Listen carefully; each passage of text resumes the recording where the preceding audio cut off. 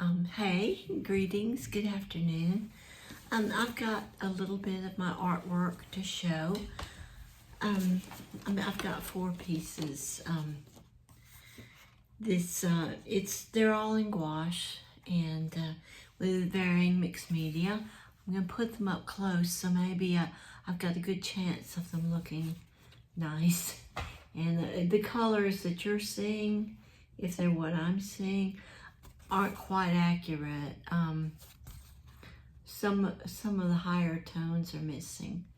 So, okay, there's one, and here's another.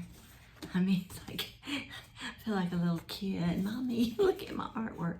Okay,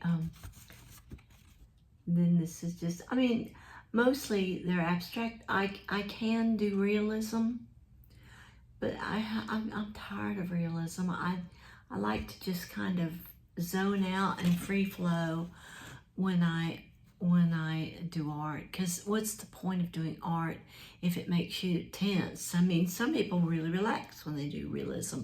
There's a friend of mine that does, he likes hyper-realism, but I told him, I said, that just makes me crazy. I've got to just be able to not think. I don't like to think. Now this is it's an abstract man. This is his head and this other. And a lot of times what happens is these paintings, it kind of form themselves. One mindless thing I love to do that y'all might like to do is as I watch all these different videos on YouTube, I'll just sort of sketch what I'm looking at. Now, I don't get too worked up about it looking just like the person, but I'll whatever I'm looking at. And so I'll end up with all these sometimes faces or landscapes or things, and then I'll paint around it, and sometimes a composition will develop, and that's what happened here. This guy just sort of showed up, and actually it wasn't even a real person. That was a sculpted head. I was watching a podcast on about art, and this just happened to form itself. So I've got some real weird ones I'll have to show you at some point, of where I've just put a background wash on, and as it dried, I literally saw forms in it, faces, figures, all landscapes, the whole thing. It's like it painted itself, and all I had to do was go in with a pencil or a paintbrush and bring it out. And hey, that's but it's kind of weird. I'm used to it now. It happens a lot, but in the beginning, it was like, what is this? What is this strange goings on down at the Circle K? It was really strange. But anyway, okay, and there's this one. I think I like this one the most. Yeah, at the top it says Happy Hermit, because that's kind of how I view myself. I'm kind of a hermit. I mean, I love people, but I don't get out much. I'm kind of like, done. I just want to be, just leave me alone. If it involves putting on pants and leaving the house, count me out, But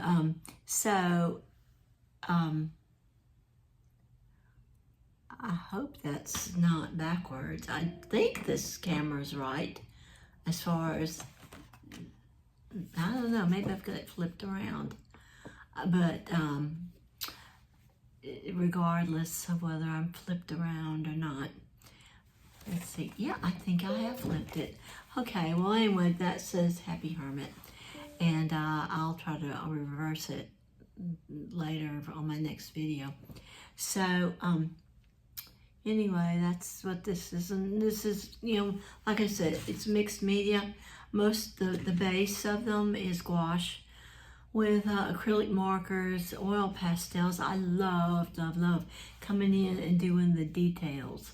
There's a certain pale blue, and I believe Paul Rubens, I like his soft pastels. Now, as far as like just making a piece with only the Paul Rubens, they're awfully soft. And so you have to worry about them just all smushing around on your paper. But as far as going over your gouache and adding just something, just that little extra thing that the eye loves to grab onto, the Paul Rubens are excellent. And I also like Sennelier, especially Sennelier Gold. It just does something to me. I mean, it gets me right here. So anyway, and then of course pencil and stuff. Like I said, it's a form of, in a way, it's kind of therapy. And I hope people like it, but that's not why I do it at all.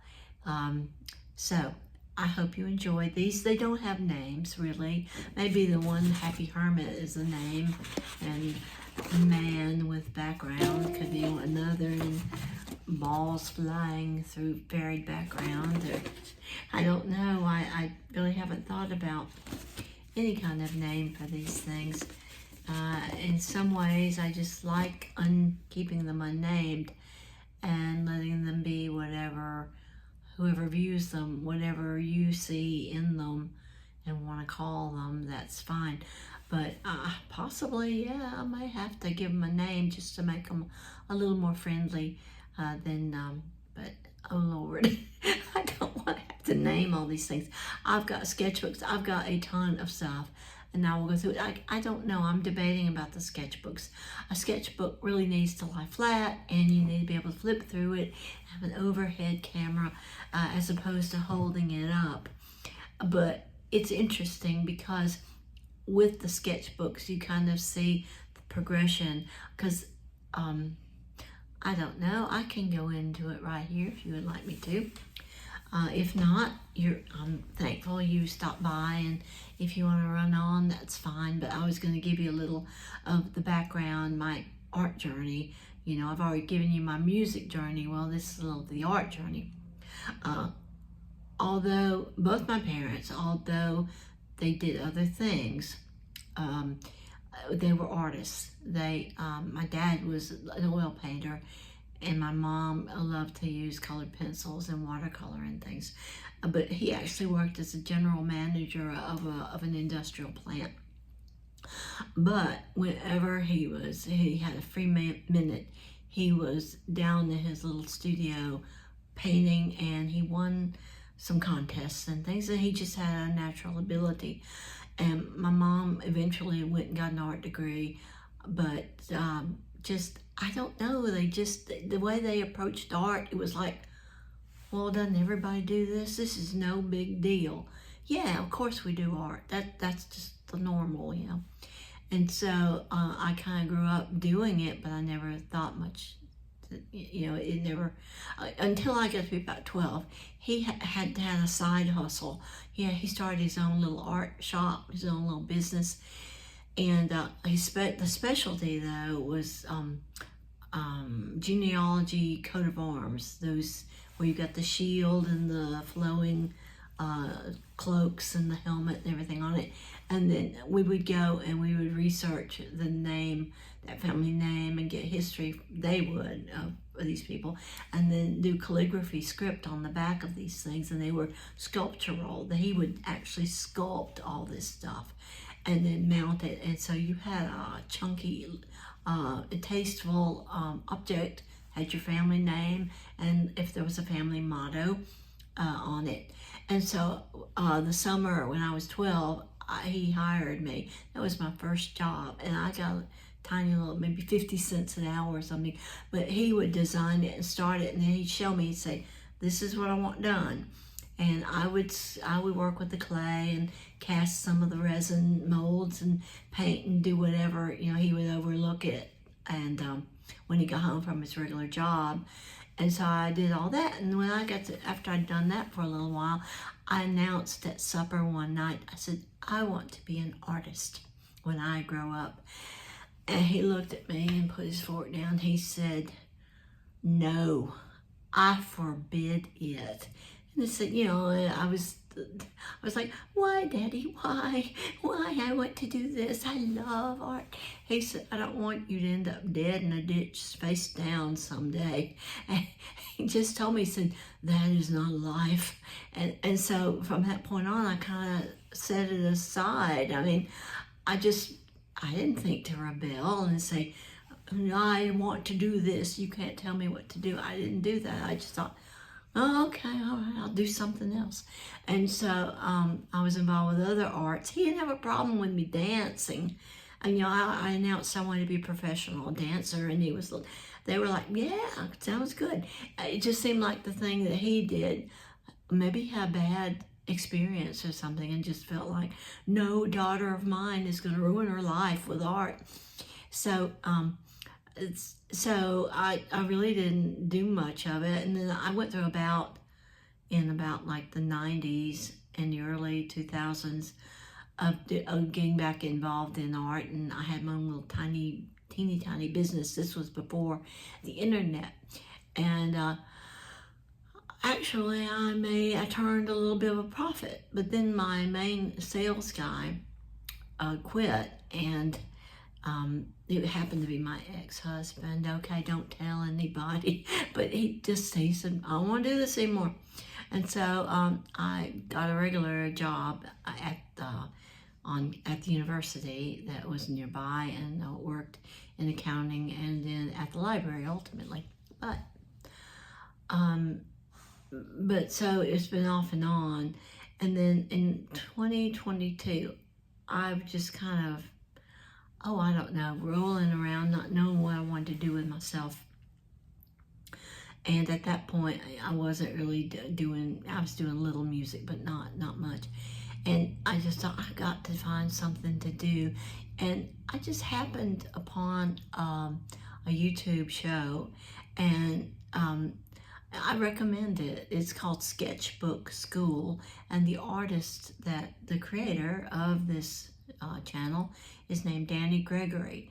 And I watched his very first episode, and it was about how a sketchbook saved his life.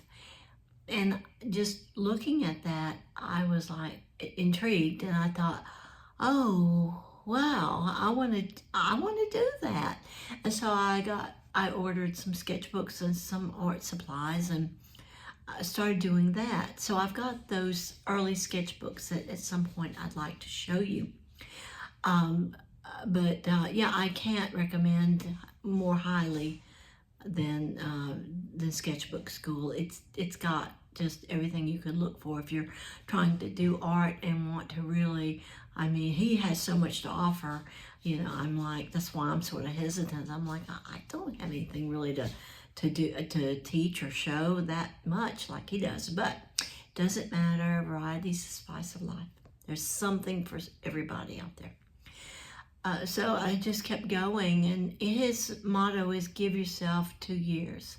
You know, when you first start drawing, you're not going to really like what you do. You're going to look at it and go, oh God, well, don't give up. I think that applies with music too. But he said, just keep doing it. Just keep working at it. Don't judge yourself. Just keep going. And then you reassess where you are in 2 years.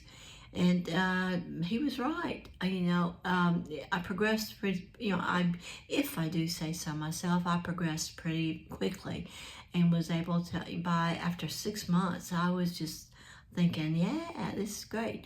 But the early stuff wasn't that, I don't think was, it's got a charm to it, sort of. But so at some point I will show them. I'm just rambling on here. I don't script. I just kind of come in with a whole bunch of thoughts, and like we were sitting down just talking over a cup of coffee or something. So anyway, I've just been at the art ever since, and I enjoy it. It's just a different side. So for any of you out there that do music and art, you don't have to pick one over the other. Just do them both.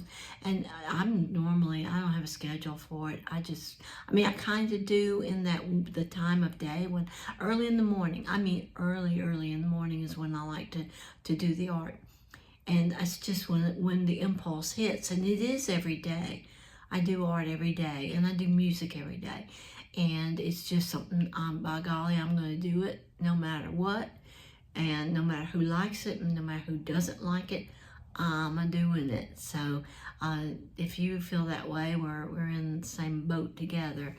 All right, so I've taken up 15 minutes of your time if you hung here that long, but I've got to go start domestic duties and get supper on the table and all that good stuff. So, all right, well, I hope you like the artwork, and I'll talk to you later. Bye.